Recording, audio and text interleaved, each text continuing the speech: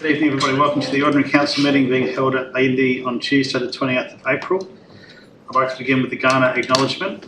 The City of Prospect acknowledges that we are on the traditional country of the Kaurna people of the Adelaide Plains region, and we respect elders past and present. We recognise and respect their cultural heritage, beliefs, and relationships with the land, and we acknowledge that they are of continuing importance to the Kaurna people living today. And now the Council Pledge. We seek wisdom and understanding as we face the duties of our united task, praying for the peace and prosperity of our city. Before we get into the formal agenda, I'd just like to take a minute to acknowledge the sad passing of a well-known and much-loved community member, Jack Condis, OAM. Most of us would know Jack and would have had lots of interactions with him over the years. I've asked Councillor De Backer if she wouldn't mind just giving us a quick 30-second or a bit of a minute insight into Mr Condis. Yeah. Thank you, Mayor. Thank you for the opportunity. Look, I was sadly informed with the recent passing of Jack Condis OAM, and Jack received the Order of Australia for services to art education and arts in the community. He was very involved in the Prospect community and sat on the City of Prospect citywide public art advisory roundtables some years ago as a community representative. He had also been a keen member of the Prospect Community Garden until his health declined. He will be missed by many in the Prospect community, and thanks for the opportunity to note his passing. Thank you.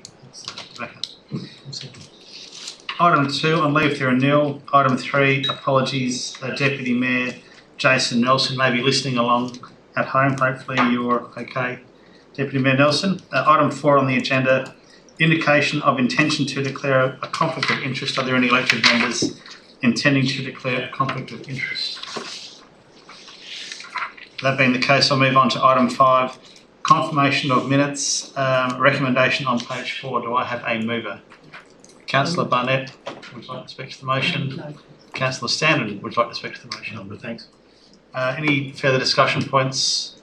If not, and there may not be a need to sum up, Councillor Barnett? No. That being the case, I'll put that to the vote. All those in favour? Against? Carried unanimously. Item 6 on the agenda, public question time. So, public question time, we have a maximum of 15 minutes available in order to give multiple people a chance to answer questions or ask questions. We're generally happy to take 5 questions, and noting that if you ask a question, we may or may not be able to answer the question. If we can answer the question confidently, we will. If we can't answer the question, we'll take that question on notice. So, are there any questions from members of the public? That being the case, item 7, petitions there are nil. Item 8, deputations there are nil. Item 9, questions without notice. No questions without notice. We'll now move on to item 10 on the agenda, reports for decision. Item 10.1, the 2026-2027 draft annual business plan, budget and long-term financial plan. Recommendation on page 5. I would like to suggest that we suspend meeting procedures for half an hour in order to look at whether there are any amendments. Not really an opportunity to discuss, we can do that through debate, but I thought it was worth suspending meeting procedures. If there are recommended amendments, it might be easier to do that under those circumstances. So, show of hands, happy to suspend meeting procedures. Those not happy by call the division? No. Yeah. Okay, so we'll suspend meeting procedures until 7:34 if we need to. So there may not be any suggested amendments, but you can see the way that they've been broken down by the staff into the various components of the budget. So we'll work through that way in order to keep it orderly. Are there any amendments people would like to put forward for capital projects? Are there any amendments people would like to put forward for operating projects? Yes. Did I go too quick? Sorry, Councillor Brown. That's right. I wasn't quite sure if it was capital because it's to do with the Green Tunnel project. That's an operating project. Operating project. Operating, thank you. Yes, and I'd like to suggest that that we look at the Green Tunnel program is actually beyond the standard that we have, so we're actually be increasing actually more Green Tunnel. But I note that the Repair Cafe and the Sport and Recreation Development program are not funded, and chats with various people and recognising that they're both really excellent programs. That I would like to see if we could channel some of the excess Green Tunnel program funding into those.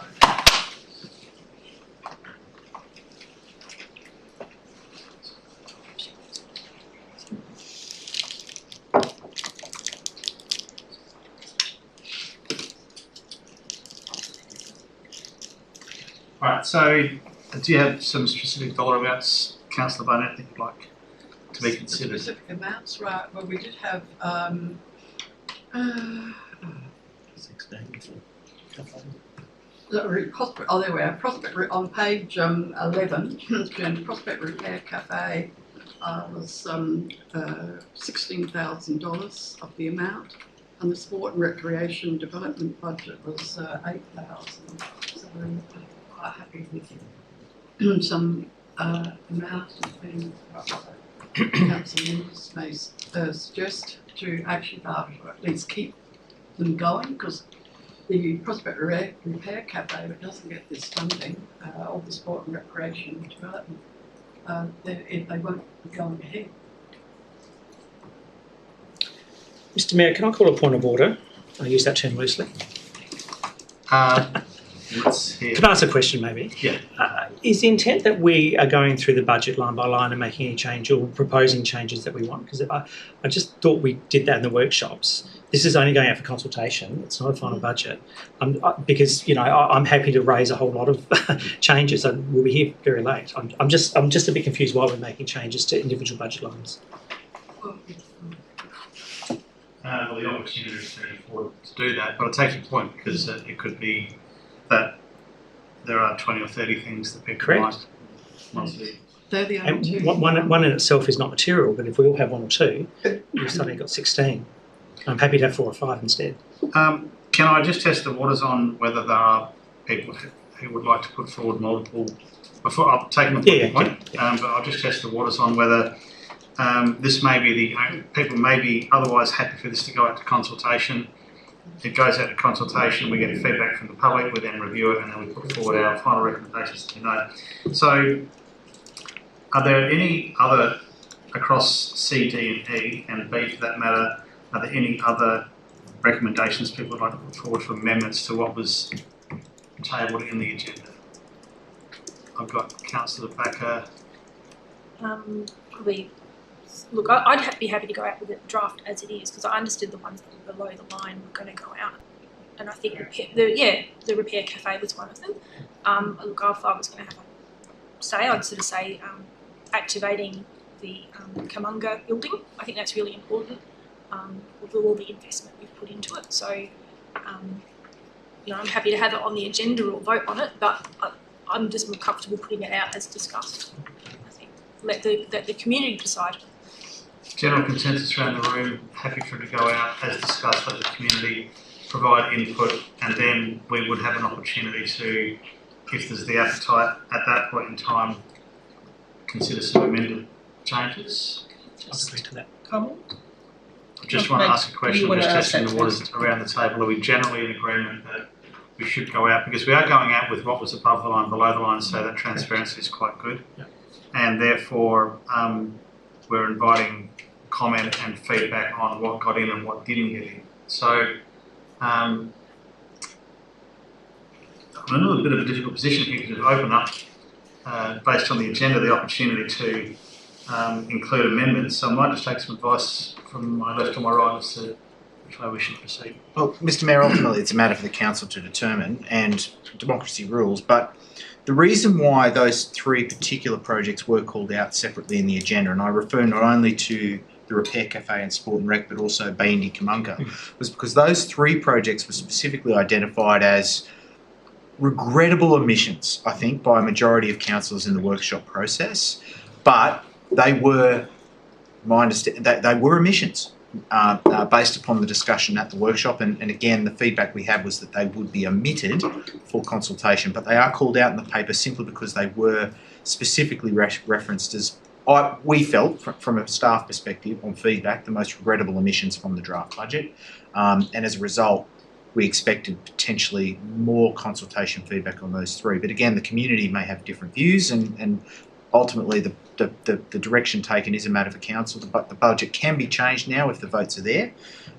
Or, members, you can put it out in its current form, unamended, and obviously that second workshop in June, which is our traditional let's get the budget right before we bring it back to you workshop, that's potentially an opportunity to have that conversation as well. But ultimately, a matter for the chamber. Well, just from a procedural point of view, because we have opened up the opportunity, but the feedback, the general consensus is that we shouldn't make any changes at this point in time, but we've opened up the opportunity. So, well, again, I think, Mr. Mayor, it's up to you to take a vote, I guess, on that. Given that meeting procedures are suspended right now, you're not debating, you're in discussion.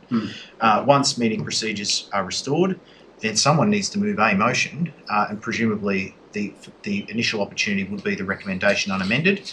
That's the traditional way we do it here. If there's no one that moves that, then an alternative motion may be put forward. However, if the current motion unamended does proceed, then an amendment might be offered, and that could be debated in the normal course. So an elected member may take the opportunity to put forward a variation to the tabled or an motion, amendment, correct, or an amendment to include some changes, and then that may well be voted on at that point in time. I'm going to ask everybody if they're okay with moving forward without tabling amendments at this point in time, but invite people to consider putting forward a variation once this does get on the table, because otherwise we are opening up the opportunity to pick it at line by line, and we do have the opportunity, based on feedback and based on whatever views might be at the time, to add items once it comes back from consultation. So if we're generally happy with that, I won't open up for any more amendments. I'm going to put a few very light lines through this one, but bearing in mind there is the opportunity to put forward a variation to the motion. So on that basis, I'm going to call it and say we're going to go back into formal meeting procedures, and I'm going to call for someone to move a motion. Councillor Grove. Look, thank you, Mayor. I think that's a sensible way forward, and any issues that are brought up can be dealt with by way of variation or amendment. Look, this, I thought we say this every year, but this is just going out for consultation. It's where we get the opportunity to have feedback from the community. I hope they provide us that feedback. I agree with the intent of what Councillor Barnett was trying to do, because I think those 3 that haven't been funded, I think the CEO put in a really good way, regrettably admitted. I hope they could be funded. But, you know, is it green tunnels, which we've cut for the last few years? Is it taking some off the PLP? Is it less footpaths? I think that's a debate you have outside of a formal council workshop, which is what we've done for the last couple of months in seeing the budget. So that's why I'm feeling quite strongly that this is what we agreed to, and we should put it out to community for consultation. So I think it's a responsible budget from a rates perspective as well. I think 3.5 sits quite nicely in terms of relativity to CPI. And I also just would acknowledge the Acting Director of Corporate, just for the work done in putting a budget together, because these are not easy processes to do, and you're juggling, 9 elected members with 25 different views. So a big thank you to staff who pulled this together. I think the real debate is in June and before, when it comes back, and when we hear from community and we hear what they have to say. That's when we get into the nuts and bolts again and debate what should be funded and what shouldn't. So I'm wholeheartedly supportive of this going out. My only other comment is, and I, at the risk of sounding like a broken record, we just need to also think very creatively about how we do the community consultation. So I've had a couple that I think have worked really well. We've had a couple that haven't worked so well, and just encourage administration to think, how do we speak to those people who don't normally talk to us about our budget? They talk to us about other things, but this is the biggest financial decision, maybe not this year, but one of the biggest financial decisions we make from an operational day-to-day perspective. So I think it's really important that we get community feedback and community buy-in in doing that, and we should be as creative as we possibly can be to get that view from residents. and businesses. So I fully support the motion. Thank you again for the work, and hopefully it will go through. Maybe not. Who knows? Something's going to happen because there's only 7 people. So, Yeah. do I have a seconder for this motion? Can I second it too? No, I can't. No. I don't think I'll even need to ask more. Councillor Stanton. Yeah, I agree with the process. I think if someone would like to make an amendment at this point, I'd certainly be open to listening to that. And I think this is the time to put it out there and make the amendment and have it. If we're going to add things to it, make them front and centre to the community. I think sometimes things get lost along the way if we don't put a very bold underline underneath them.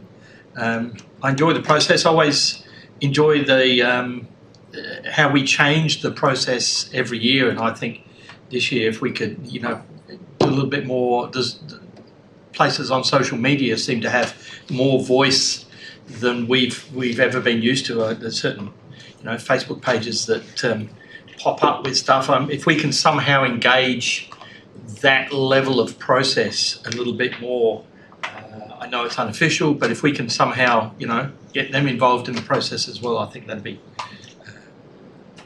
moving forward. Thank you, Councillor Stanton. Any further discussion?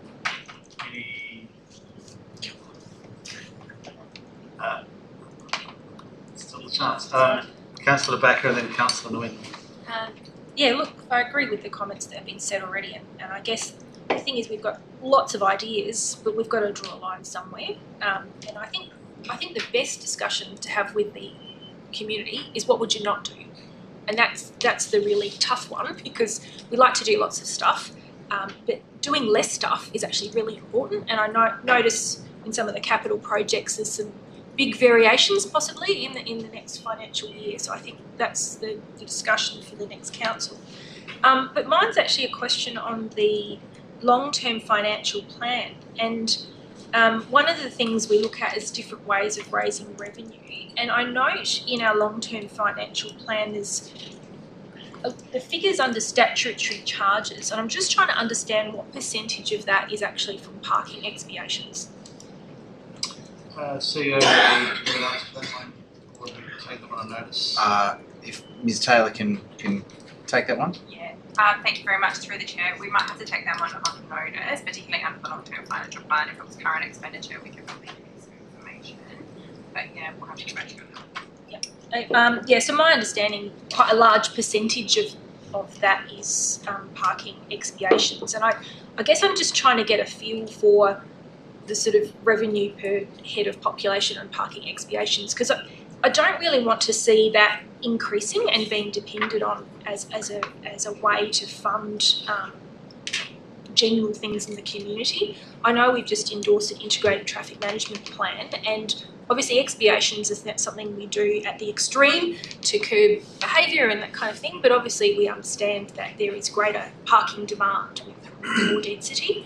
So I guess what I would like to see, if parking expiations are quite a part of statutory fees, that go down over the long-term financial plan as we introduce engineering measures to provide parking for our community. So it was more just a note on how we're bringing revenue into the council. So that's, again, for discussion in the community when it goes out for discussion. Thank you, Councillor Backer. Councillor Twinley. Thank you, staff, for putting this together. I just want to acknowledge all the work that goes behind the scene in preparing something like this. I think it's also really important to remember that this is still in draft form. Like every year, we want our ratepayers to and community members to participate and look at this and tell us what they think about it. So it's a really good opportunity to encourage our neighbours and the people that we know who don't normally participate in this to have a say.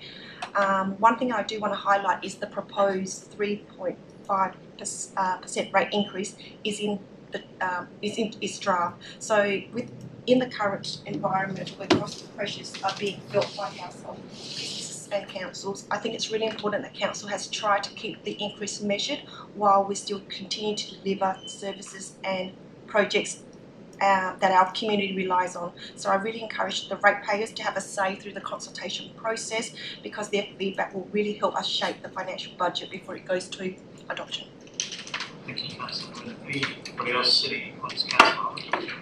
Yes, again, just stating what Councillor Wing just said. Thank you for all the work that's been put into this. It's very detailed. It's I think Council's been doing some great work overall. But yeah, this is great. I think we've managed to stick to that. We're at 3.5 rate increase, but I note February was a 3.4% CPI increase and a predicted one for 3.7 in June. So we're sitting in a really nice range there. It's good that certain projects have been noted, like Prospect Repair Cafe. There's the Painthy Kamunka Steering Committee, Sports and Recreation Development Budget. I mean, they were brought up in a workshop as, you know, councillors felt those were three very important projects, so they have been noted, and you know, community can see that those were valued projects. So yes, I hope to see some or all of those sort of included after consultation, and in particular the Prospect Repair Cafe. That is a fairly new, fairly novel type idea for Prospect Council. I note it is similar. Repair cafes are coming up elsewhere, but I think it's only just developing legs. The community's only finding out about this, so I think it's a valued project. Not actually in the budget at the moment, but hopefully community will let us know that that is important. It's not, some of these are, you know, would not really drive the rates up too much. I note overall it would be a 0.14% increase, but you know, there is a possibility we could find savings somewhere in that budget. But look, overall, I note also that there's a $70,000 amount to cover volatility and the way things are at the moment. So I think, you know, we sort of got the important stuff in that budget, and I'm just putting it out to the public now and see what they have to say. Thank you. Any further discussion? Briefly from the Chair, and not looking to repeat what other people have said, the consultation process is something we really haven't been able to jag great outcomes for. Maybe we need to take the consultation process to the people rather than get them to come to us. I could name 15 community groups and sporting groups who are active right now on a regular basis, and I could see worse things than to lob at the Broadview Football Club on a Thursday night when there's 150 people there in training, and other community groups as well. And it could be a very easy way of upping the numbers on the amount of input that we get. Now, Councillor Group, back to you for a summary if you see the need. Oh, should I summarise? Look, just to Councillor Backer's point about parking revenue, I think it's a really good point. And while I can't comment about what's in the long-term financial plan, I think in item 11.1 tonight, the third budget review, it does talk about parking control. We've received an extra $200K as a result of weekend patrols. So based on around 20,000 people, it's $10 per person just on extra revenue. So I'd imagine it's a sizable amount more than that. So I think to try and answer partly your question. But look, I think, and I think Councillor Hollett put this really well, look, this goes out to community. Hopefully they'll have a say on things like the Repair Cafe. We all want to fund that. We all want to fund all three projects. So this is an opportunity for our residents to tell us that. And then I think we can then have the debate about what do we cut a little bit further or what don't we do in order to do the things that we really want to do. So I look forward to going out to public consultation. I look more forward to hearing what people have to say about it. Thank you, Councillor Group. Let's put it to the vote. All those in favour? Against? Unanimously. Item 10.2, quarterly projects updates. Always a good report. Recommendations on page 90. Do I have a mover? Councillor Barnett. Yes. I agree with all the recommendations, and we had some particularly good discussion Previously about the shade sale implementation program. So I'm pleased to see that will be an ongoing program under the Capital Works program. And the DDA bus stop compliance program, important that we're working towards getting all our bus stops within our city fully accessible. I mean, one of it is, I guess, a bit of the shame in that when bus stops were a program was going on, the state government used to pay for it, and it's just another example of another program that our local council has to pay for instead of the state government. So I urge people to vote for it. Thank you, Councillor Barnett. Do I have a second? Councillor Sanders, would you like to speak to the question? Well, this is us doing stuff. Like when people say, what do you do at council? What goes on? It's like, well, here it all is. This is it. Have a look at this. This is the things that we just do quietly behind the scenes and we get on with work. And if anybody ever wants to see what council do, have a look at this. Well made, that point, Councillor Sanders. Any further discussion, any points that haven't already been made? Councillor DeBacker and Councillor Burke. Yeah, so again, I really love this report as well, and I actually went on a bit of a road trip today to go have a look at Kamunka and the new path and the artwork, and a lot of this is also finishing off some jobs, and I think that's the nice thing about councils. Sometimes you see a project through 6 or 7 or 8 years, and it's nice to sort of get to that end point. And look, we can always do better, and it's always better if it's less cost, but inevitably things do tend to cost more, and we're facing some pressures at the moment given some of the challenges with costs in the civil space. But of particular interest was on page 93, talking about the Churchill Road drainage upgrade, and flagged that currently on budget, but initial costs tabled indicate that the increase could be up to $900,000 alone for this project. For me, going into a new council, I'd really like to see this council take responsibility to manage some of that cost increase in this budget. So it'd be really interesting to see what comes back in June, because I think to just put it all into the 26-27, it'd be nice to have a little bit more for those big civil projects, and that might mean that we can't do some of the more fun stuff that we want to do. So I'm cognizant of some of those big figures, and I'm certainly prepared to make some difficult decisions based on that. But a really good, substantial report, and and I was going to ask if possibly we could take it in parts. There's a couple of items that I potentially might not support in the recommendation, noting 2 and 3 and possibly 9, the DDA compliance bus stop program.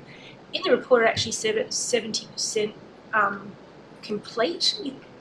I'm just trying to correlate between successful delivery. Is the 70% number the completion? That's maybe a question through the chair. Sounds like a question to me. Mr. Delano? I'll pass. Through to Certainly. Mr. Leading? Through the chair, all bus stops are now 100% completed. Thank you. Thank you. Sorry, just Councillor Griffin, just getting a question clarified, but if you'd like to speak. Oh, okay. I've just made some questions, but I'll go. So just on the bus stops, I think I just heard that all of them are done. Does that include the one on the end of Milner Street and Prospect Road? Because that's the one that's always been, that's the biggest issue from a DDA perspective. When I drove past it this morning, I think it was the same, so I'm just not sure. Is that one in scope, or is that already DDA compliant? Is that the art installation one? Correct. Yeah. Mr. Delano, Mr. Leedig? I'll take that on notice. I mean, it's still there, so it obviously hasn't been changed, but I don't believe it was an asset renewal item. So the ones that we've, because it's not DDA compliant, is that what you're suggesting? Yeah, okay, and this is a nuancing in the recommendation. The recommendation talks about successful delivery of the DDA bus stop compliance program. If that was not in the program, that statement's true. If that is in the program, that statement's not true. Mr. Delena? Through the chair, if I could just clarify, it's always been recognised that that art installation is not a bus shelter specifically, but the actual surfacing around it, obviously in the bus stop, has been made compliant with the tactile indicators. So that's effectively what the bus stop DDA compliance program is referring to. But that itself has never been recognised as a shelter that requires it to be compliant to the standards. Could I ask what it is? It's an art installation. So it's a piece of public art Correct. that you sit on, waiting for a bus. It's raining. Members understand the challenge in reconciling that. We've had similar discussions internally. It has, since it was been installed, been considered as an asset from an asset management standpoint as a piece of public art. It has a function, but it's a piece of public art. Yep. There you go. Thank you. Thank you. A couple of other questions. The Churchill Road drainage program. The $900,000 that was referred, $900,000 that was referred to earlier. I thought that was just in relation to fuel excessive, or the increase in fuel costs. Is that correct? Mr. Delano? Through the chair, and that is correct. It's the impact of oil and fuel escalations across the supply chain of that project. Broadly, we've seen costs in the order of 5 to 10% per civil project are being presented. We have to, what I present to the members is a worst case scenario, and any final cost will be evidence based, and we'll be putting the contractors through a pretty rigorous process to determine the costs that are being passed through to their suppliers and subcontractors. I think it's fair to say on that, the prevailing expectation within the industry right now is that this has been a relatively short-term price shock that feels, at least from a commercial perspective, like it's beginning to moderate and relatively quickly. So worst case is unlikely, I think it's fair to say. So in terms of the contract we have with the contractors, does that allow for pass-through of costs of fuel specifically in these scenarios? I just, like, no one's predicted diesel to go up to over $3 a litre for a short time, but I'm just trying to work out what the contract allows contractors to do. Most contracts include a force majeure clause, and that's certainly been part of the discussion point in this case, because it is essentially an act of law that's created this price shock. Yeah. But even for contracts that don't include force majeure, most of our commercial contracts do include some form of risk sharing, do they not, Mr. Delano? There is rise and fall provisions in some contracts. Not this one. This one is effectively under that force majeure arrangement, and it's a similar problem across the entire industry, in the civil construction industry, and we're not alone in this space. And the sector is dealing with it collectively, I should say. We're not alone, we're not an island in the ocean here. Yeah. Shame we can't use an electric drill. My other question, and then just one other comment, is around the front counter downstairs, which I had a look at tonight coming in. That is not even, what is it, just gone 10 months old. It's been replaced once by the initial contractor. Surely there must be some, I accept the fact that we're going to do something different, but the fact that we put something in that we thought was great, it wasn't great, that we put something else in that we thought was greater, and that's probably worse from a material perspective, is there no recourse back to the manufacturer or the installer for this? Because I would have thought a bench should last longer than a year. Presumably this started happening well before this has come to us now, so presumably end of last year, beginning of this year, whenever it is, which is like a 6 to 8 month time frame. I mean, I look at my kitchen benches at home and I don't have 20 people a day touching it, but I just find it unusual that it would be damaged so quickly, and whether that's our cost that we should be bearing. I'll be honest, I'm not entirely understanding of the circumstances of the damage that's been caused, whether it's wear or whether it is physical damage. It broke it up into delamination, which sounds like floor with the material, but also picking. People standing there was fine reading. Hand contact and edge picking. Mr. Delano, do you have any comment? Through the chair, certainly expected this level of questioning. Sorry, it's such a small one. No, it's relevant and it's frustrating. It's frustrating in the sense that it's probably been a year and a half or so that we've had the benchtop in. 9 months.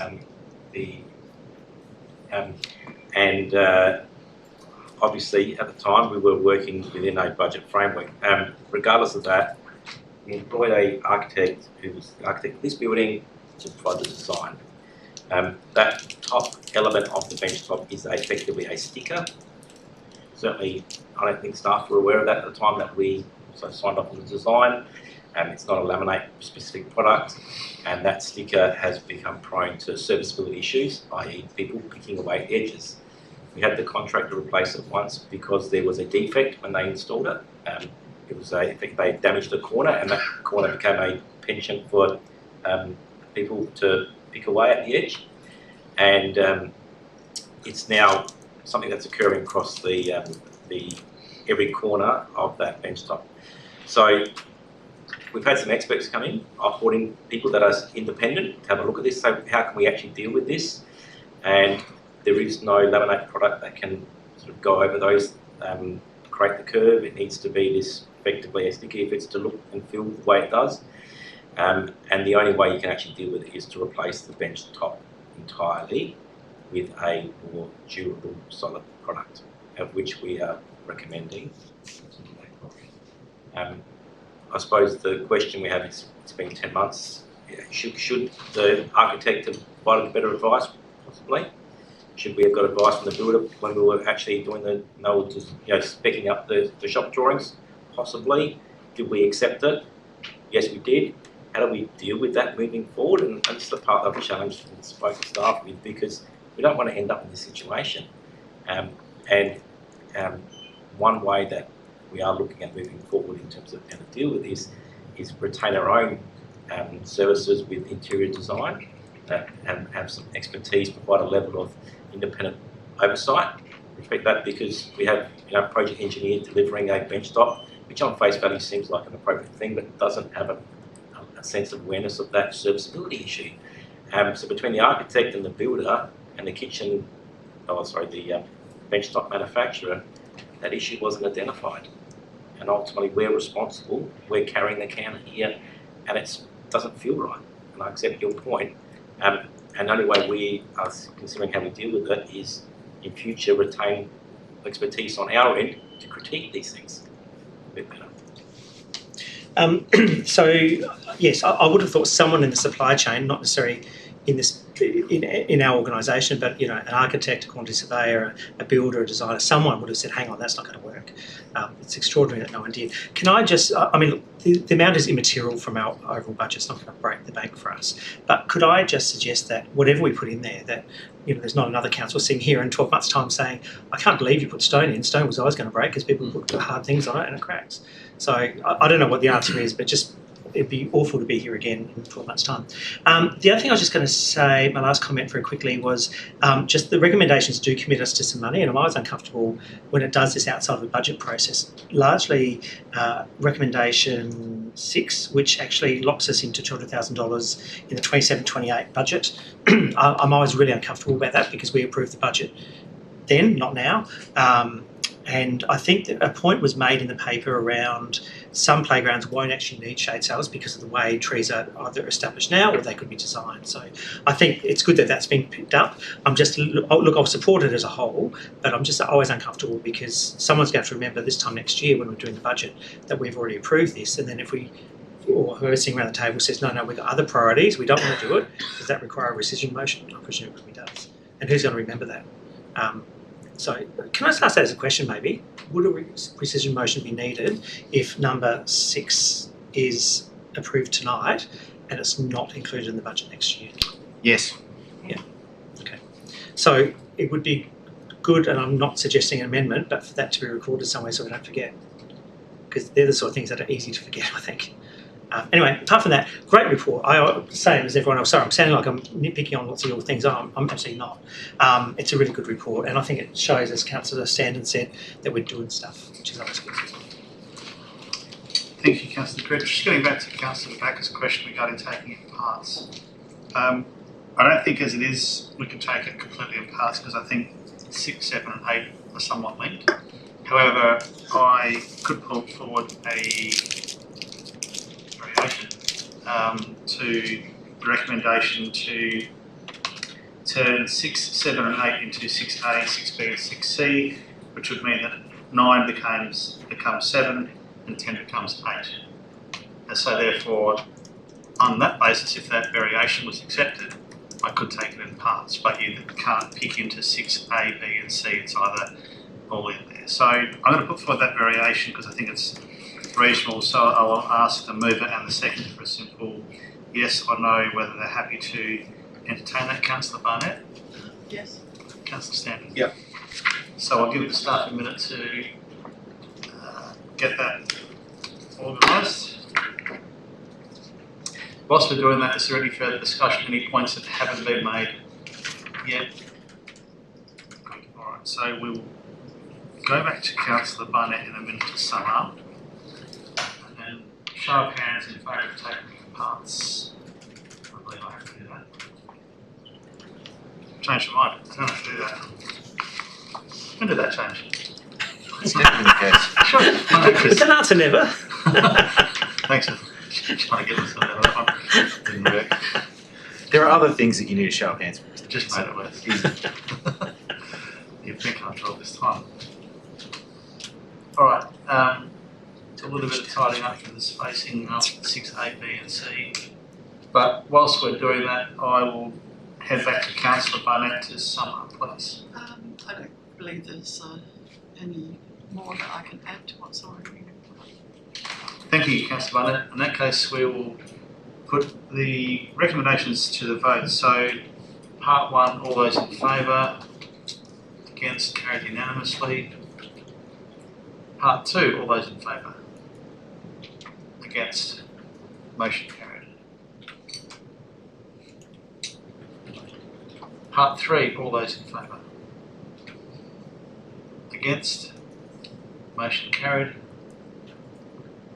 Part 4, all those in favour, against, carried unanimously. Part 5, all those in favour, against, carried unanimously. Part 6, all those in favour, against, motion carried. Part 7, all those in favour, against, motion carried.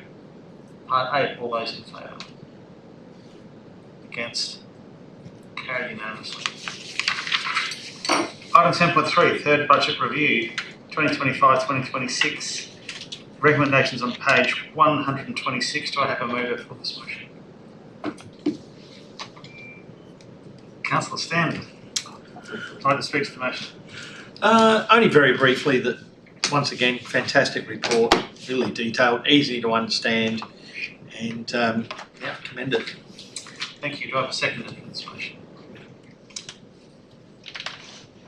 Councillor Holland, would you like to speak? Look, just that, you know, the council maintains their financial focus and I think doing a good job at presenting, you know, their workings out, the calculations and some positive figures. So it's good, easy to understand. Yeah, that's pretty much it. Thank you. Any further discussion points that haven't been made? If not, I'll head back to. Well, I'll soon head back to Councillor Stanton, but first I'll take a brief point from Councillor Greg. It is a brief point. Thank you. Can I just ask, when something does come back to us in terms of leasing, purchasing, whatever the ultimate result will be, can we just be really clear about distance to a point in Prospect? Because I think the last decision that was made maybe 2 councils ago around Campbelltown, you know, there was a lot of rationale about. Sorry, I'm on Defo. We're on Defo, aren't we? No, we're on budget review. Oh, sorry, I've gone to the wrong one. Point of order. Yeah, and rightfully so. You want to know? Just give me, hang on, are we on 10.3? 10.3, yeah. Is Defo operations relocation update? 10.4, Defo operations relocation. In my notes. 10.3 is operations. There's 2 versions of the agenda. It's interesting.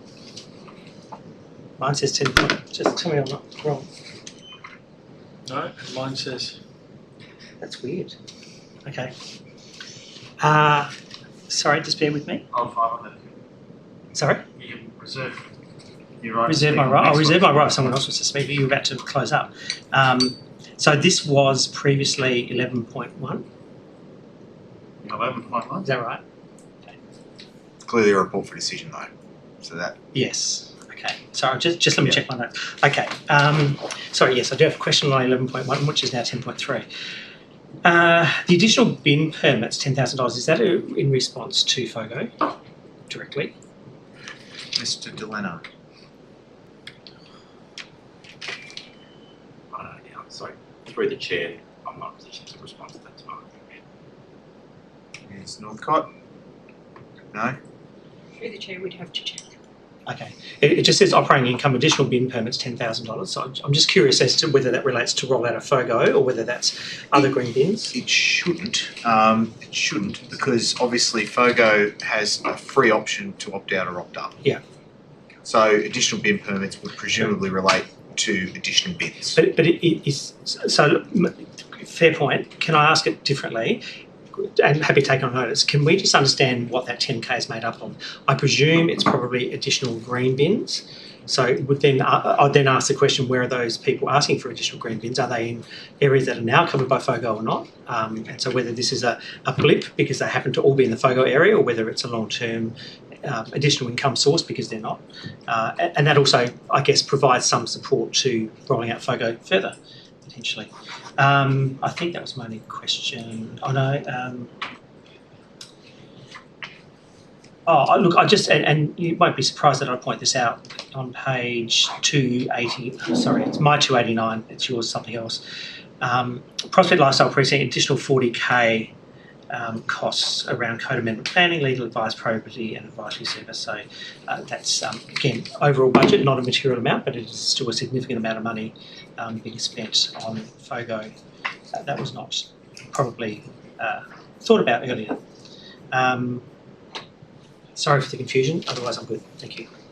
Sorry to confuse you, CEO. No, when I was talking about depot, you're like... I picked up on it. Yeah. I think I might have downloaded the early version that got sent out. Thank you. Councillor Backup, if you... No more comments. If there's nothing else, then we will head back to Councillor Stan to sum up. No, I'm fine. Let's put item 10.3 to the vote. All those in favour? Against the motion, carried unanimously. 10.5, depot operations relocation. 10.3, right? Didn't attend. I'll ignore that. 10.4, recommendations on page 140. Do I have a mover for this motion? Councillor Standard. Yeah, I will speak to this. It's dragging on. Is my observation, and I understand there's a lot of moving parts in this, finding suitable suitors, and the cost of land and whatever. But every week that it does drag on, there is cost. There is cost to the depot staff. There is cost in fuel. There is cost in extra mileage on the vehicles, and that means that we have to replace them earlier. There is CO2 equivalent considerations, and I do understand that staff are doing their best to find us a new home for the depot. I just wish it would happen a little quicker. It's a shame that we can't find something that is leasable before we find something more permanent. But I understand they're doing their best. I'm just a little frustrated that it couldn't happen a little earlier. Thank you, Councillor Standard. Do I have a seconder for this motion, Councillor Tweedledee? I support the recommendation to start looking, and that we need to go and assess for an alternative lease site for the council's future depot operation. the operation is a core part of how council delivers everyday services, so we need a practical and a reliable solution.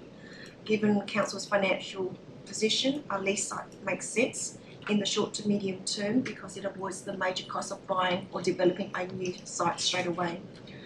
I also support us moving quickly to look for a commercial lease site reasonably close to the city of Prospect. A depot closer to Prospect would make it more efficient for us, reduce unnecessary travel time and better support for our services, for the services of in our community. I'm also pleased that any preferred site and lease details will come back to us in the future before any final decision is made. Similar to Councillor Standard, I do want to say that I'm disappointed with how long it has taken us to progress. The Johns Road depot was sold back in 2018 and council has been operating out of Campbelltown since 2019. I understand there have been investigations and discussions along the way, but this is an important operational matter and it has been unresolved for so long. For that reason, I support moving ahead with the urgency so that this council can find practical and a suitable solution for us. Thank you, Councillor Nguyen. Any further discussion, any points that haven't been made? Councillor back then, Councillor Gregg. Yeah, look, thank you for the report, and I won't repeat the sentiments that's already been expressed.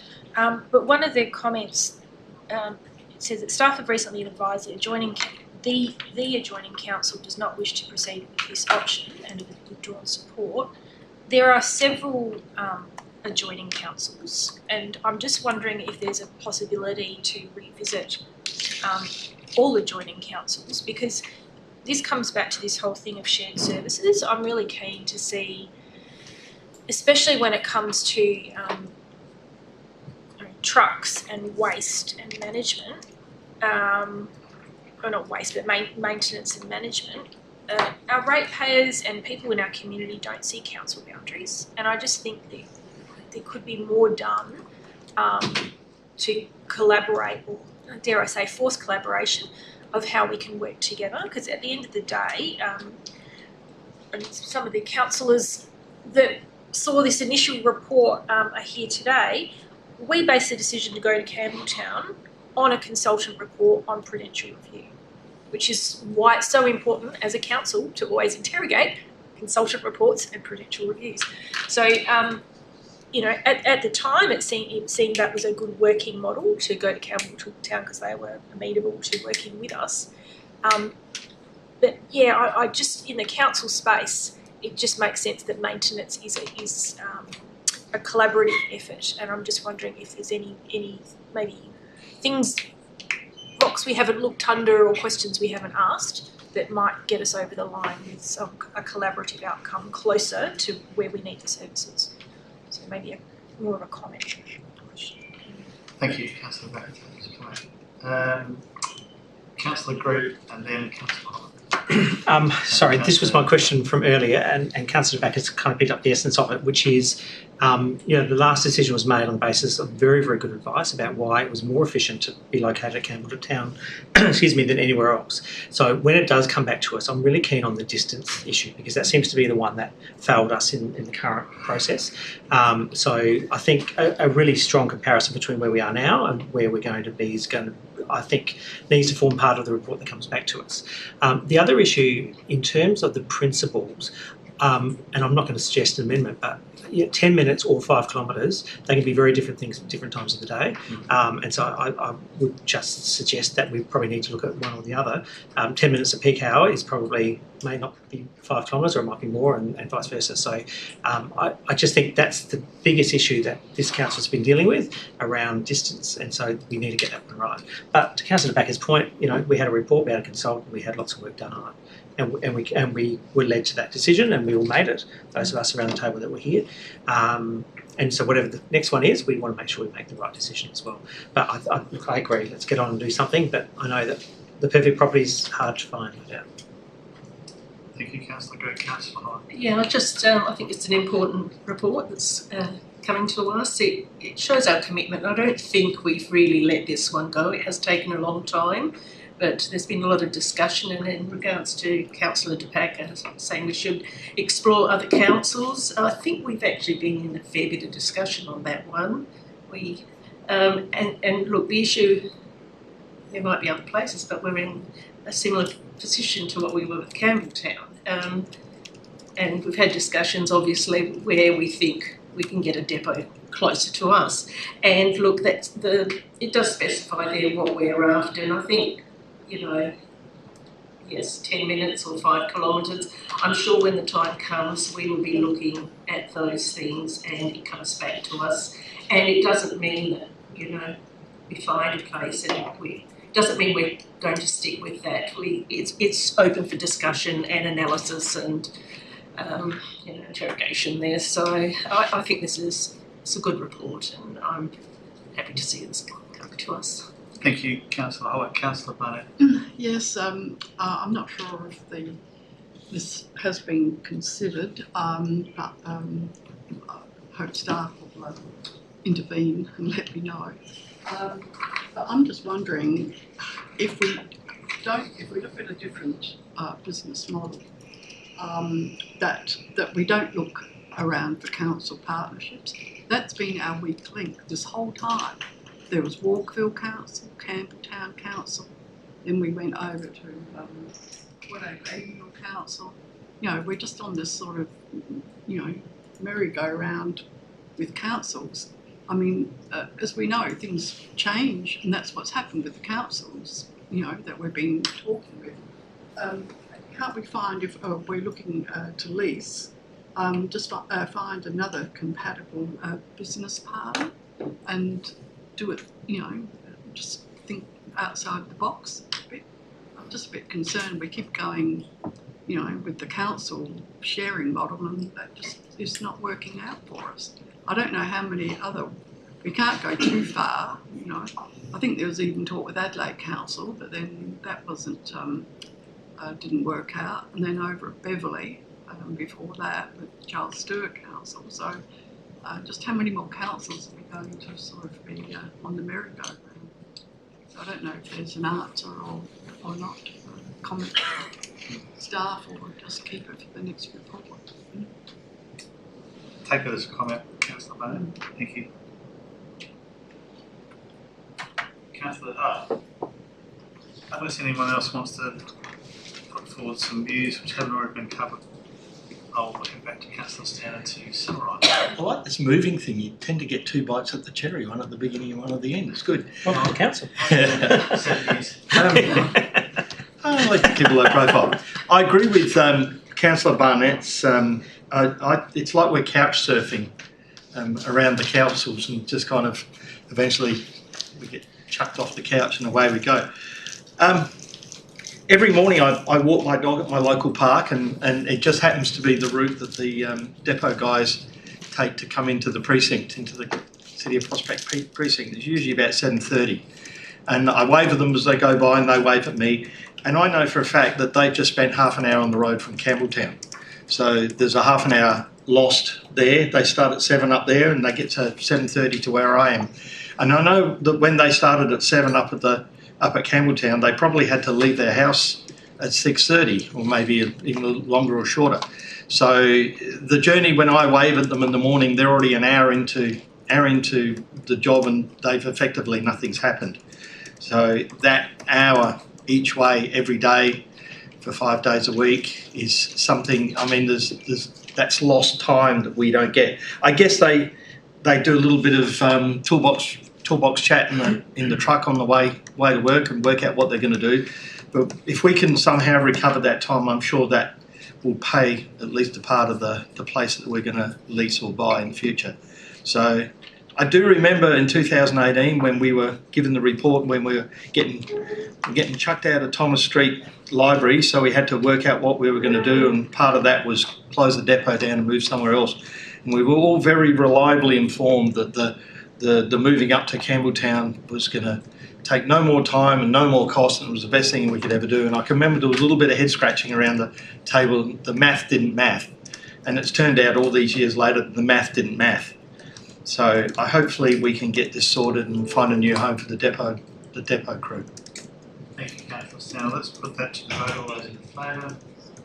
Against? Carried unanimously. Item 10.5, North Adelaide Club lease agreement consultation recommendations on page 147. Do I have a mover?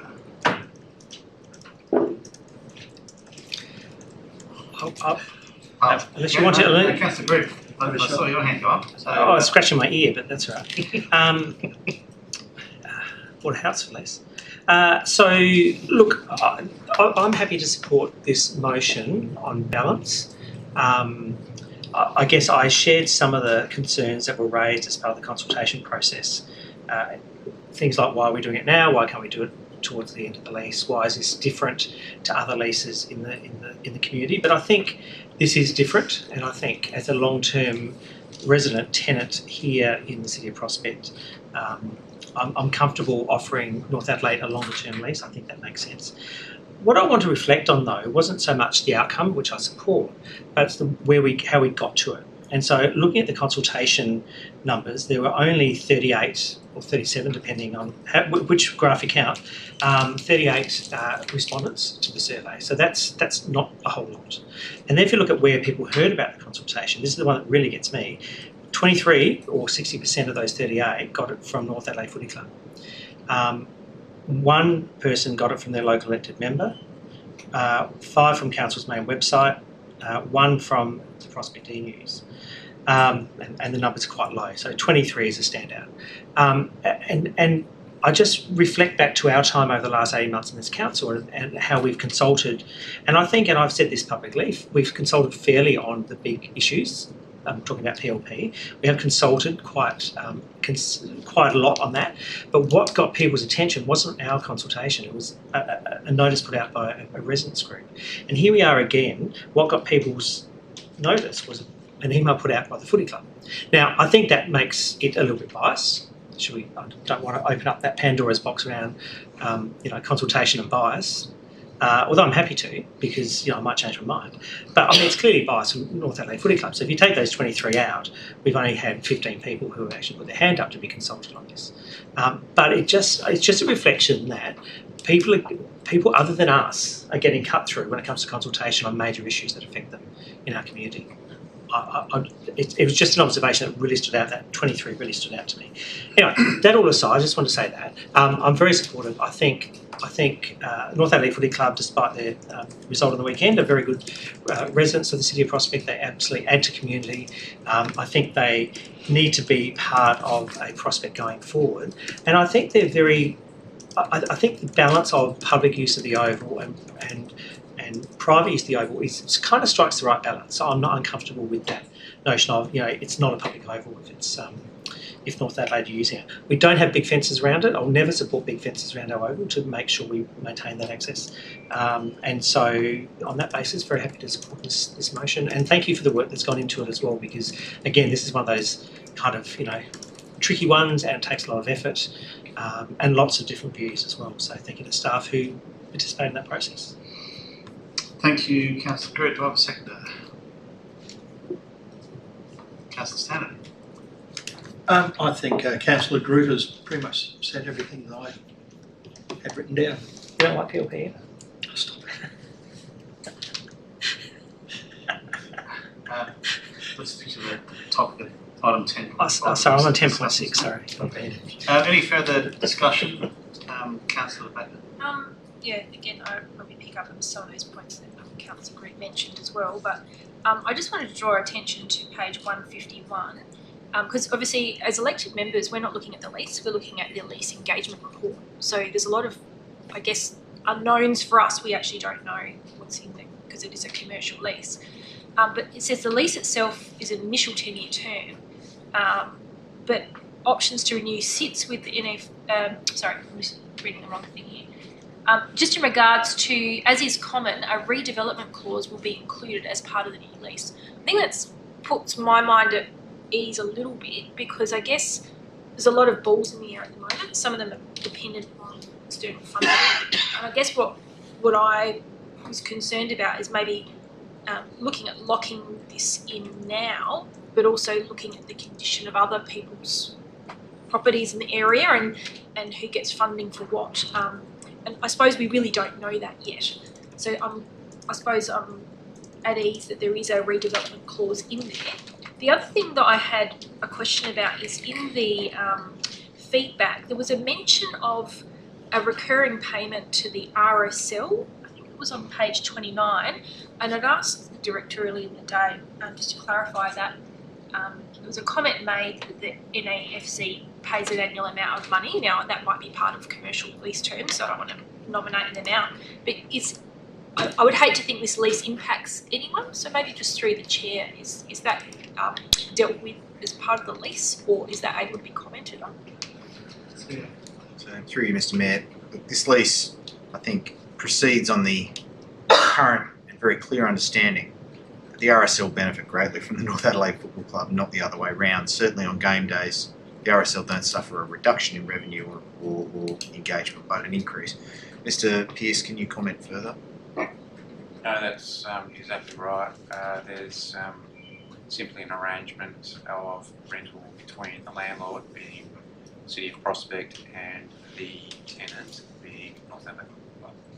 That's the only commercial arrangement. Anything further? No, look, I probably don't have enough in front of me because we're not looking at the lease, we're looking at the engagement report, and so on balance I'm probably a little bit the other way. So if we're taking it in parts, there's probably two of them that I won't vote for, but I'm interested in what other councillors have to say.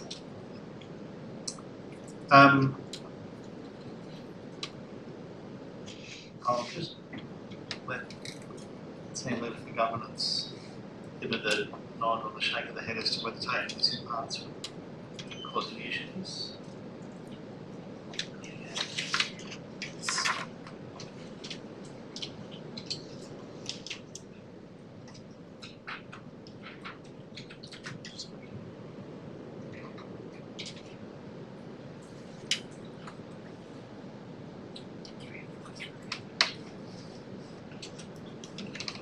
Well,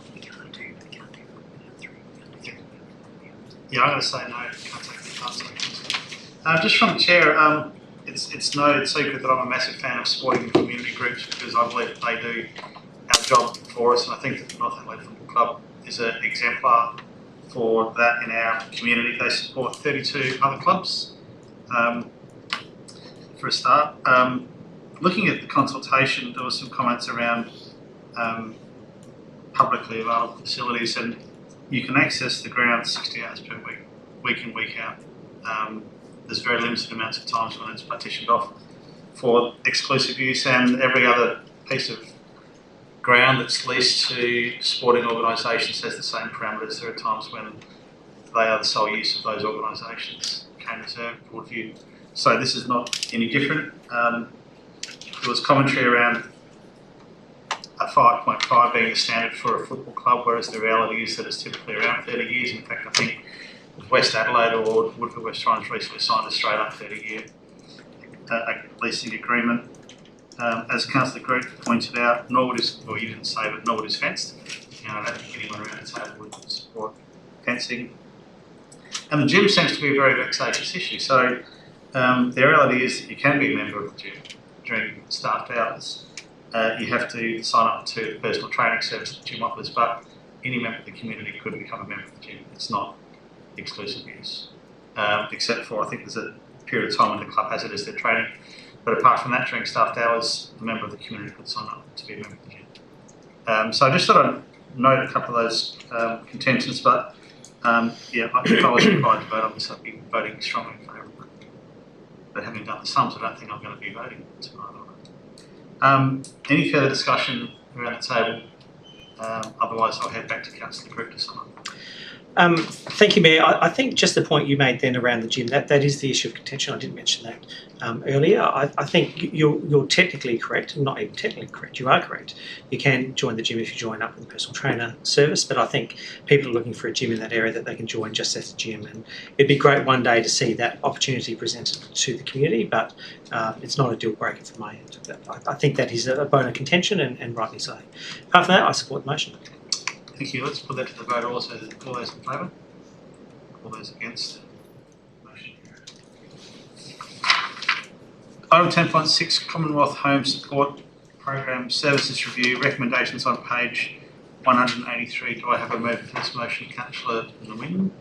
Thank you. I support Council's decision to continue to deliver CHSP services until the end of June 2027, because I think this program makes a real difference to people over the age of 65 who are living in our city.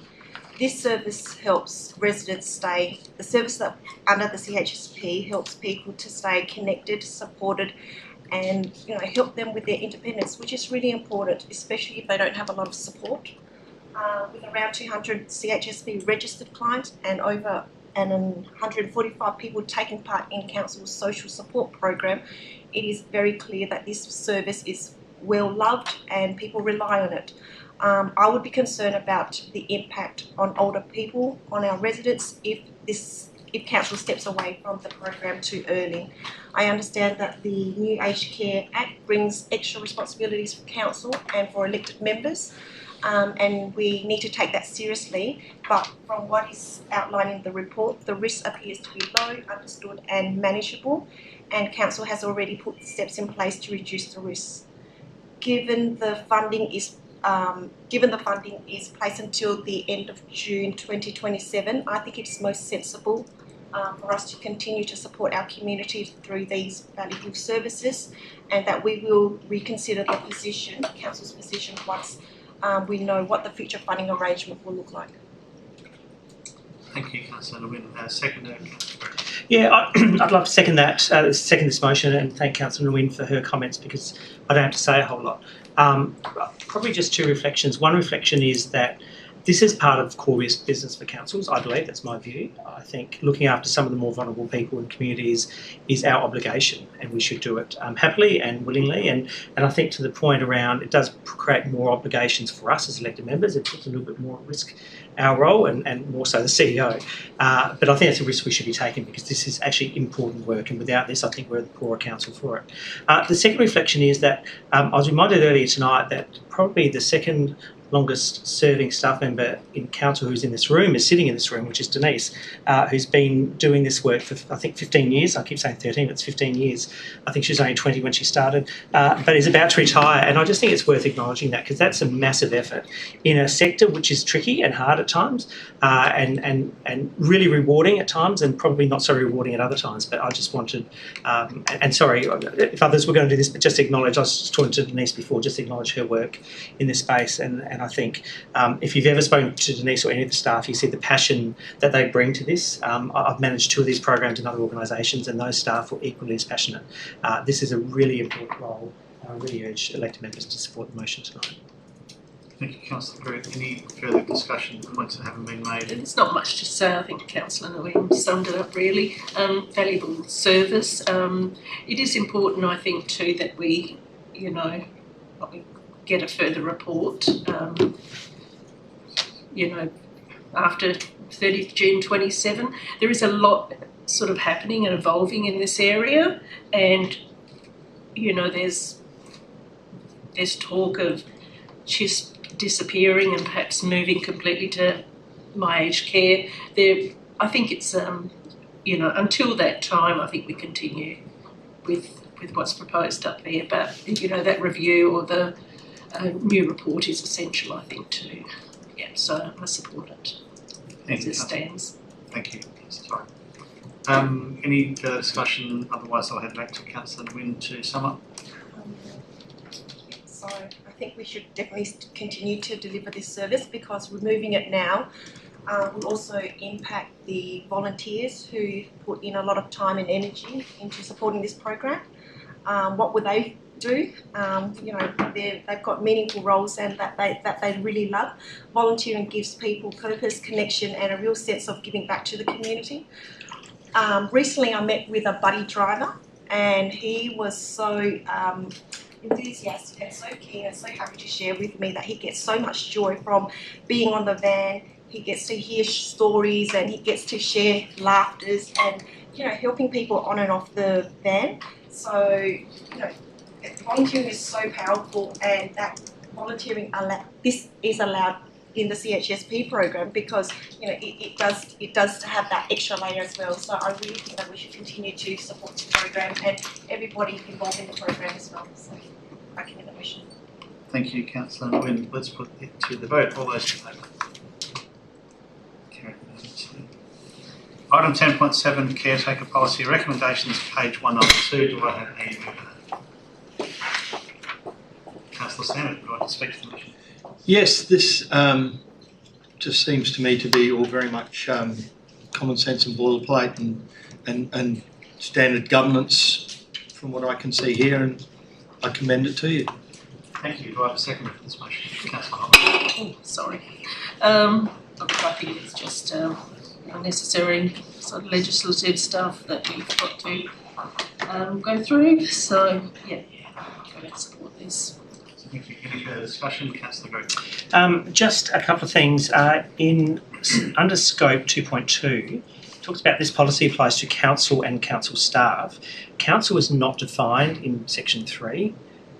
So I presume that the intent of 2.2 is council, is a council member. Maybe not just council. Council and elected members at the body of council. Right. We don't define that though in definition. So for me, when I read that, I thought, well, does council mean Chris? Does it mean me? Sorry, does it mean CEO? Does it mean me? Does it mean both of us? I wasn't quite sure that word council, what it actually captures. We can certainly add an additional definition. That's easy, and we can capture that under the administrative variation if you're comfortable with that. Just if I may, it would be appropriate just to equate the definition of that contained within the Local Government Act. Yeah. I think that because it includes the elected members and the administration. Yeah. Okay. So whether on Minor administrative amendment. Okay, so where it says this policy applies to council, second dot point is council staff. So based on that definition of council staff would be redundant, I would have thought, in that definition. Anyway, it's all probably a minor administrative amendment. But I just thought, just to clarify, so that someone reading this from outside is going to say, yep, that involves elected members, it involves staff of council or executive, whoever it might be. The second question I had, just because it was a very specific example, so this is, I won't give you a page number because I'm out of whack, 6.3, the following council resources must not be used to the advantage of a particular candidate or group of candidates. We include there access to areas that members of the public cannot access, including areas within the property of third parties, e.g. Mayor's Box at the Suburban Football Club. So that was a very specific example, and I'm not questioning the example. But can I just clarify? So if there is a football match during caretaker, I'm not sure there is. I was just checking the dates. There's not. Okay. So maybe that's not the best example. Because I was just curious. Is there another example you could provide to us on that? Not for the policy, but I'm just interested. What else that could refer to? Well, through the mayor, I think the mayor's box at the football club is still a valid one, because it wouldn't stop a mayor of the day leveraging that facility, game or no game, for some form of event. Yeah.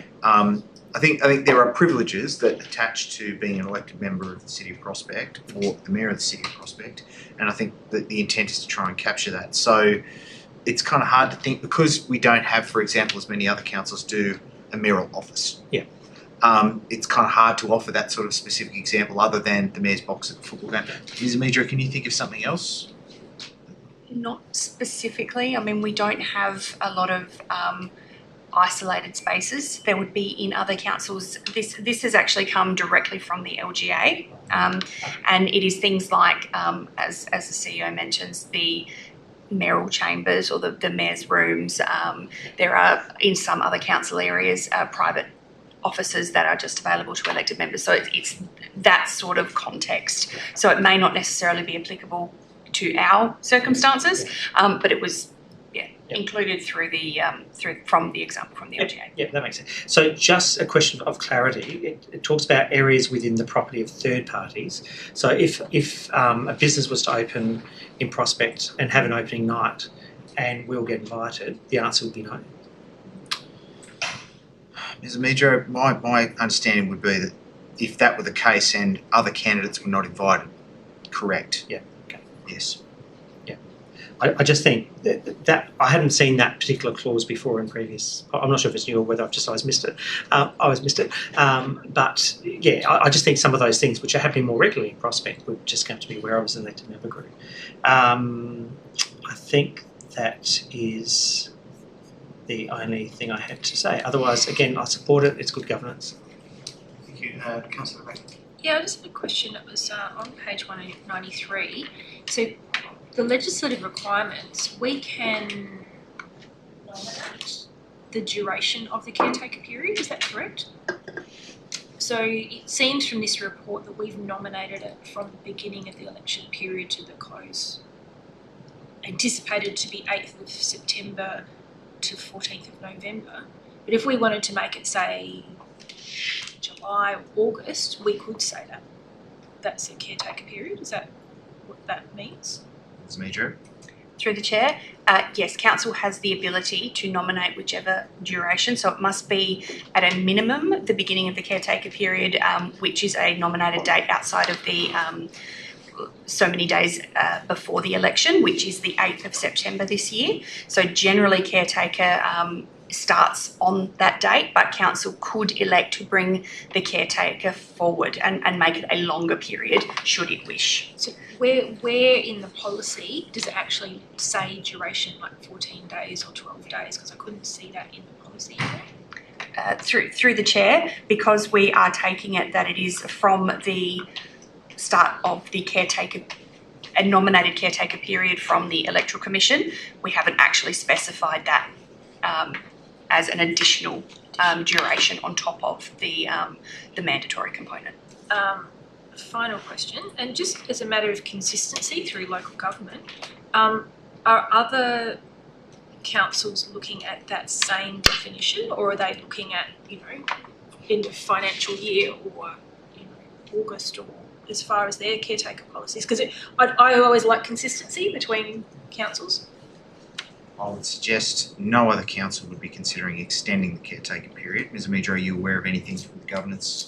Through the chair, no. I have, in my experience, I've never actually encountered a council that has elected to extend the caretaker period beyond what the Electoral Commission has specified. I've never come across an extension. It's worth noting too that the statutory caretaker period in South Australia is actually longer than I'm accustomed to in the States. New South Wales is 6 weeks. So it is longer than I'm used to. Any further discussion? If not, I'll head back to Councillor Stanton to sum up. All good points made. I commend the motion. Put it to the vote. All those in favour? Against? Carried unanimously. Excuse me, Mayor, can I just ask a brief question?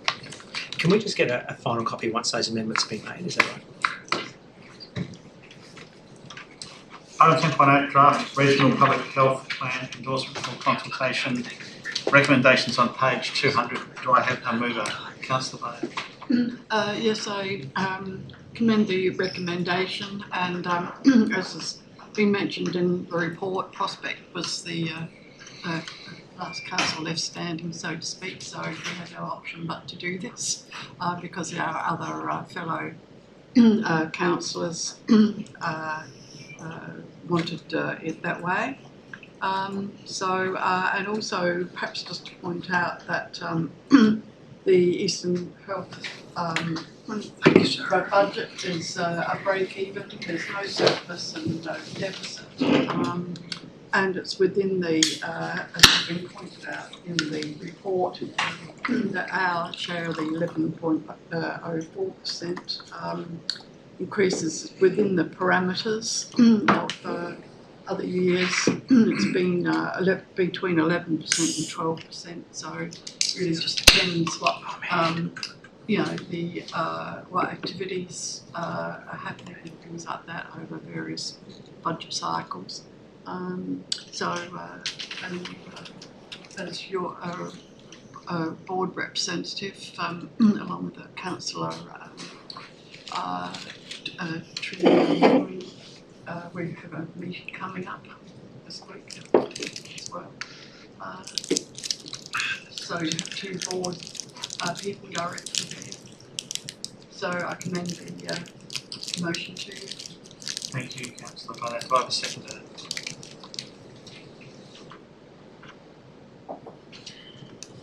Councillor Holland. I've been through this. It's understandable. We stand alone now, and we've followed we're basically aligned with the state public health plan. Just straightforward stuff, and yes, supporting it going out for consultation. It's I think fairly standard stuff. I'm not seeing anything in it that is probably greatly different to how it's been in the past, except we're now standalone. So yeah.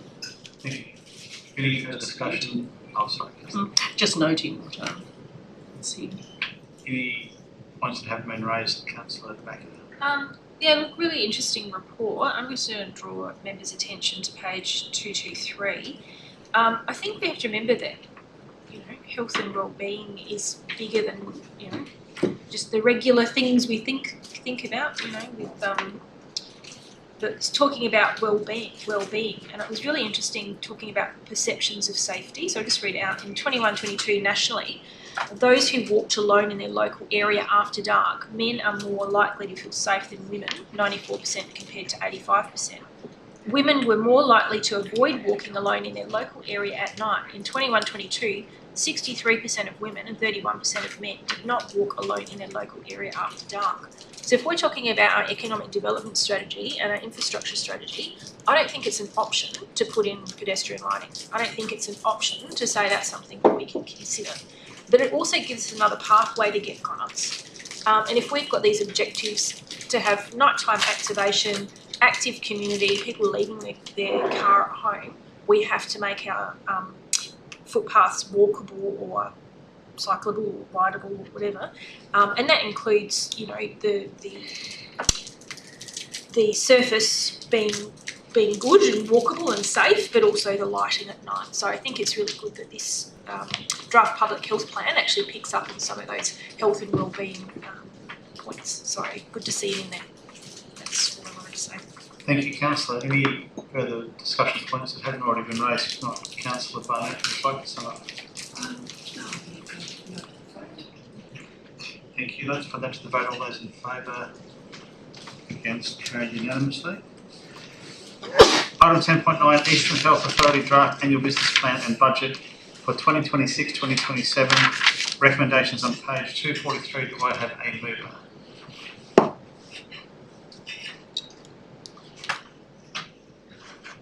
Councillor Barnett. Yes. Again, it's I think always informative for us to get these reports. So I recommend the motion to you. Thank you, Councillor. Do I have a second? Councillor Stanton, would you like to speak to the motion? No, I'm good, thanks. Any points which haven't been made? If not, I'll circle back to Councillor Barnett for a summary. No. Let's put it to the vote. All those in favour? Thank you. Carried unanimously. Item 10.10, East Waste Draft Annual Business Plan and Budget. Recommendations on page 276. Do I have a mover?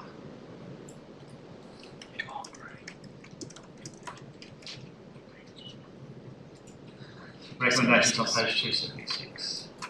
I'll ask it again. Oh, Councillor Stanton, 2 points. Chair Stanton. I'm happy to commend this to you. Well put. Do I have a seconder for this motion?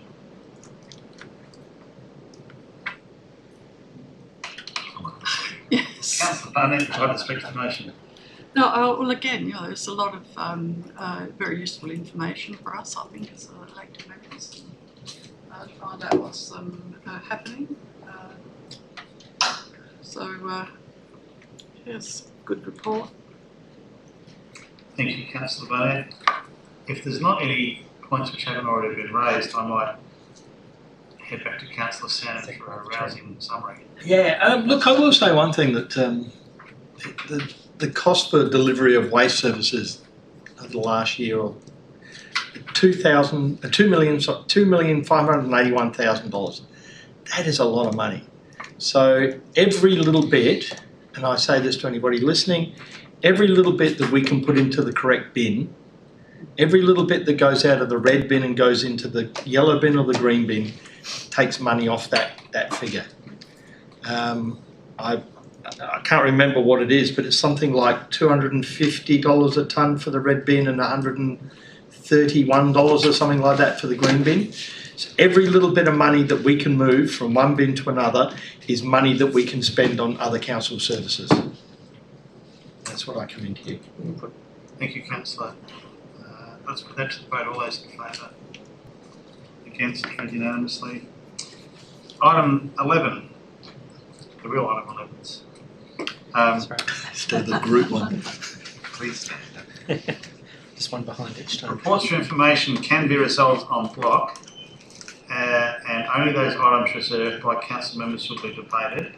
So I'll ask if anyone would like to reserve each one. Ones that aren't reserved, then we will move the second, no debate, and carry it, and we'll come back and look at the other ones. So 11.1, recommendation on page 300. Anyone like to pull this one out? Councillor Baker. 11.2, would anyone like to pull this one out? Item 11.3, would anyone like to pull this one out? Sorry, Matt, I'm still working on the old version just because my notes are on this one. Can you just say the title? Is that all right? Sorry. So 11.1 is the placeholder for land revocation decision. 11.2 is the placeholder for the Prospect Lifestyle Precinct RFP commencement. Point of order. Can we actually comment on something that's a placeholder and that hasn't I asked the same question and the answer was that we are receiving and noting a report that there has been no decision, essentially. So yeah, we are receiving and noting it. Okay, then I'll pull out 11 point, whatever it was, 2. Did you pull out 11.1? I'll pull out 2. Yep. 11.3, PLP reference group survey outcomes. Would anyone like to pull that one out? 11.4, audit and risk committee meeting. Would anyone like to pull that one out? Item 11.5, I will pull that one out because I missed something. So then we are resolving 11.4 on block. Would someone like to move? Oh. And a seconder. All those in favour? Seconded? Sorry, that was Councillor Barnett and then Councillor Stanton. Carried unanimously.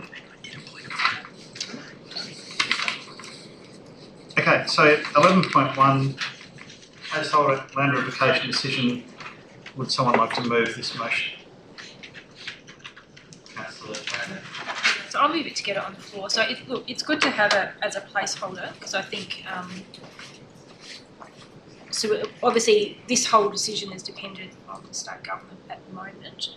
But one of the couple of questions I was going to ask, my understanding is that it has to be gazetted in order for it to come to council. Is that the correct assumption? So that's the State Government Gazette, which I think comes out every Thursday. So it's maybe just a question through the chair. CEO. Is PSU able to answer that one, or is that an on-notice question? I'm not aware of that. I didn't understand that was part of the process, but I will take it on notice to make sure that I've got my understanding correct. I will say it sounds plausible, but let us confirm. So maybe just to elaborate for anyone who's watching at home, so the Government Gazette generally puts on notice any decisions that have been made by the state, and one of the things would be land revocation or boundary reform or whatever, and that's gazetted, so it's in the public realm. So my assumption would be that anyone who's watching for updates is the Gazette is the place to look for it, but happy to get that advice on notice. 2, the report, I think this one and the other one does consider special meetings. So obviously this is time sensitive, but I guess one of the challenges as an elected member and also as community members, because keeping in mind our agendas are not just for us, they're also for our community. If we do have significant agendas that are 800 pages, 1,000 pages, 1,500 pages, to consume that in a short period of time, like 3 days, which is the recommendation, is good, but what is better, I think, is going to an ordinary meeting of council. Having the advertised 5 days plus the weekend, and it also allows people to be in the gallery, and so for there to be public interest in some of these things. So my personal opinion, I think some of these things should come to an ordinary meeting. It does flag that, but other council members might have different opinions. Thank you, Councillor. Do I have a seconder? Councillor Sandon. Just to get it up on the floor. Have it discussed further if anyone's got any points that haven't already been raised. If not, I'll ask Councillor Backer to sum up if you see Not need. necessary. Thank you. We'll put that to the vote. All those in favour? Carried unanimously. Item 10.2, Councillor Group. Well, I'm looking for a mover. 11.2. Still no. Oh, okay. No, I don't want to move. Oh, just happened to be looking at you. Yeah. So looking in this general direction. Councillor I'll Barnett. do it, seeing it's just receiving and noting the report. Thank you. Do I have a seconder? Councillor Holler. No, I've noting the report, I've read through it and I don't know, any comments to make on it. Thank you. Any points which haven't already been raised? Now's your opportunity. If not, I'll head back to Councillor Barnett to sum up. We'll put it to the vote. All those in favour? Against? Item 11.3, Prospect Lifestyle Precinct Community Reference Group Survey. Recommendations, page 305. Do I have them?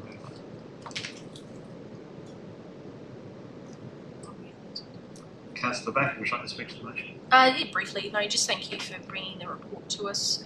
I think it's really important to get that background. It's a very important function that the group holds, and I think there's an upcoming meeting which is open to the public. So look out on the council website for that.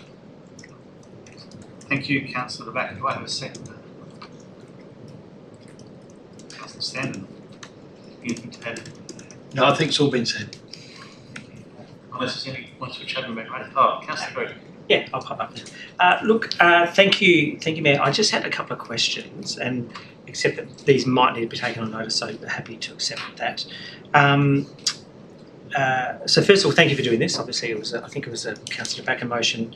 I think it's really important to have this opportunity for the members to express their views. I thought some of the sort of early questions were probably better off placed at the back of a survey, like, is there enough food and is the room at the right temperature? I thought some of the more substantive questions were towards the end of the survey about the sort of content of the meetings and people feeling like what they're saying is heard and acted on. But really I just had one question, and that's on this group there are 3 elected members, it's myself, the Mayor and Councillor Nelson. I am happy to say I did not participate in the survey because I didn't think it was appropriate. I did. Did any other elected member participate in the survey?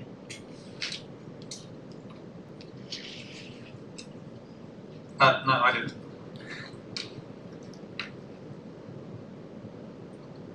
Councillor Nelson's not here. He's not here, but I just wondered whether that could be taken on notice because it just affects like how many people responded to said survey.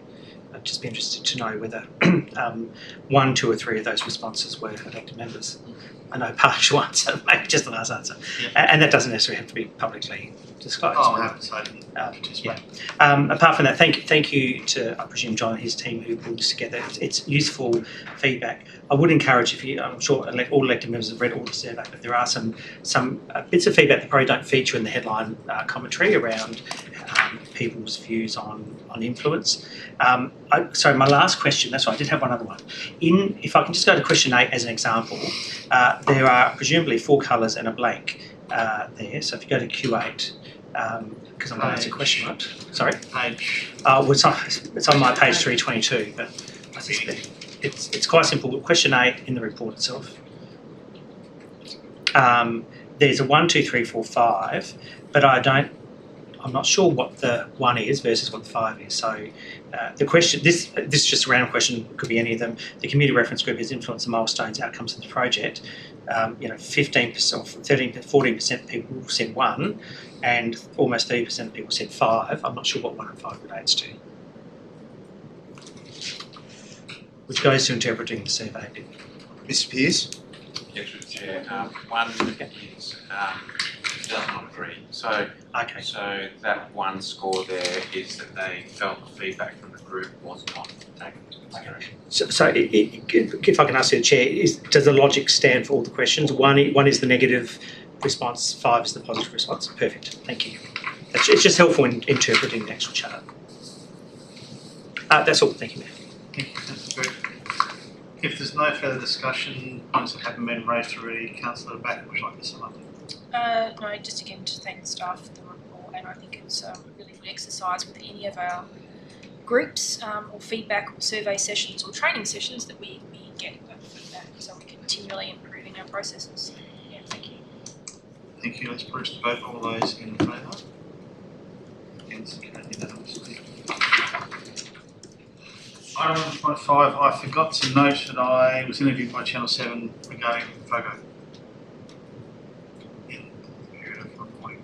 So I just wanted to note that. I think the angle of the report was that other councils had had trouble finding drivers to keep up with collection.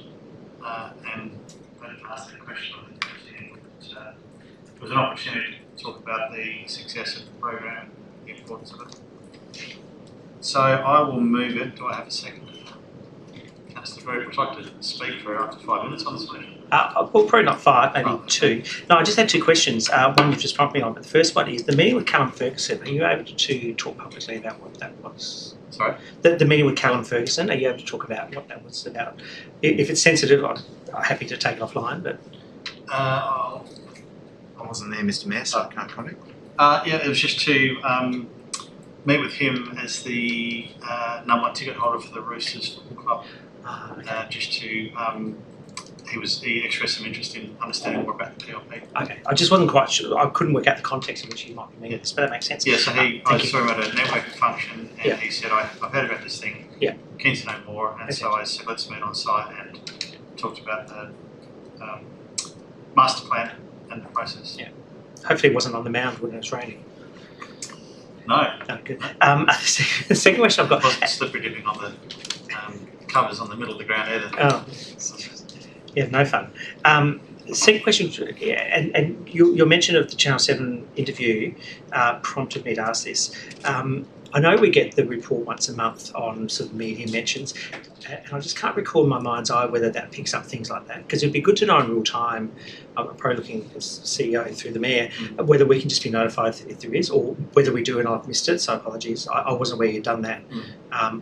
It'd just be interesting to see it when it happens in real time rather than going back and trying to search the archives for it.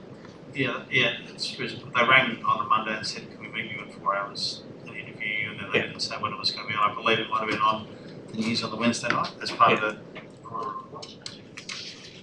I didn't record it for my highlights reel. It's disappointing. But sorry, can I just rephrase that as a question? Is it possible, and I'm not suggesting it for you, Mayor, but is it possible that we could be alerted when media is likely to come up with prospects in real time? That's good. Is that tricky? Or I know years and years ago we used to, and then it's kind of faded off a bit. So through the Mayor, there are services you can pay that give you these alerts. I'm not sure we're still subscribed to those services. Ms Veronio, Ms Taylor. Through the chair, we haven't subscribed to Media Monitor since I've been here. It's awfully expensive for such little return, but we do have quite a few Google alerts and that kind of thing already set up, so we can, I guess, share those amendments. We can share them. We do send the media information through to elected members. It's not instant though. It might be a little bit later in the day just to share what we've seen in the paper. But we can probably see if we can send you some links or something. Can you leave that with us? Because I don't think it's an unreasonable expectation. See what we can do. Yeah, okay, thank you. Just picking up on that, because I don't subscribe to the Advertiser online thing, and I know our staff are quite good in actually giving you what it actually is, because quite often if I just get the link, well, nothing opens up, so I'm none the wiser. So. Thank you, Councillor Bennett. Any further points of discussion? If not, I'll head back to myself to sum up. So summarised. Let's go back to vote. All those in favour? unanimously. Item 12, general business. Just a couple of things from me. A reminder, the council term survey. There haven't been a lot of responses back to that as yet. I'm getting a blank look over here. Are there more blank looks? Do we know what I'm talking about? Sorry, what was that? I was just trying to read why my report isn't up. So the council term survey, which was sent out via email, I believe, some number of days ago. Staff, can anyone help me with this? Yes, through the chair. That was done a fair while ago. What was the question? I'm sorry, I don't remember. The Mayor is encouraging elected members to complete the council term survey, and we are attempting to recall when members might be I think able that to search this in their closed. emails. I think it was closing sort of mid-April because we used that feedback to start looking at the induction process for next term. So So that is closed. Got to remind. So I was going to ask people to get on and complete that, but it looks like I've missed. I'm more than happy to reopen that and send it through as a reminder. I think that'd be. Why don't we do that, Mr. Mayor? I think it's a great idea. Why don't we put a deadline of the 5th of May on responses to it as well? Second one, aged care reform responsible persons declarations are also due. So I suspect that not everyone has completed that form. I've asked the team leader for governance if it would be possible to resend it out with the opportunity to sign electronically to make it easier to fill it out and sign electronically. And the team leader for governance has advised that seems to be an okay suggestion, so we will do that. Sorry, well, that was already on. Yeah. So you could sign electronically? Yes. There were 3 ways you could sign electronically. One was the easiest way. Then I guess that when we resend it, it will be resending it with the same opportunity.